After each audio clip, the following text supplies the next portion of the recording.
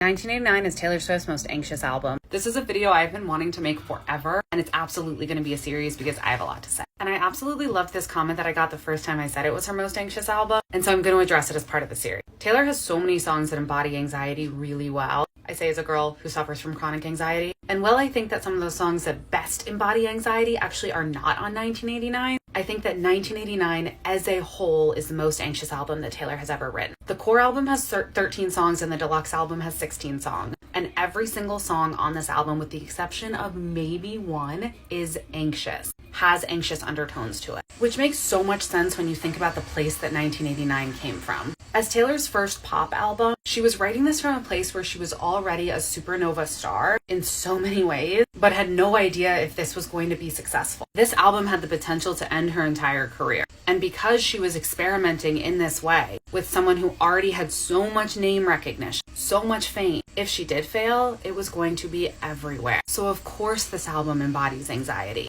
And that's anxiety in the public sector in her career. Now let's think about who Taylor was and where she was at this point in her life. Most of 1989 was written around 2013. Taylor was in her early to mid-20s, which is an anxious time for everyone. It is a time of self-discovery, but also this time where you feel like you should have life figured out by now. You're not a new adult, you're not 18, 19, 20. You are an adult and you should know what you're doing. And that pressure comes with a huge amount of anxiety. And Taylor was going through this really important change and growing time in her life, but when the attention of the entire world was on her, when everyone was watching to see what she was going to do next. And she was going through all these times that would cause anxiety for anyone. Moving to a brand new city, establishing yourself as an adult outside of your parents, settling down in a new apartment, building friendships in your adult life, entering relationships that felt like they could be the relationship because you're an adult now. Side note, none of us are really adults. None of us have any idea what we're doing. But that's the worst part of being in your early 20s. You don't know that yet. So 1989 hides behind these upbeat, poppy beats. But there is not a single song on this entire album, except maybe one, that is not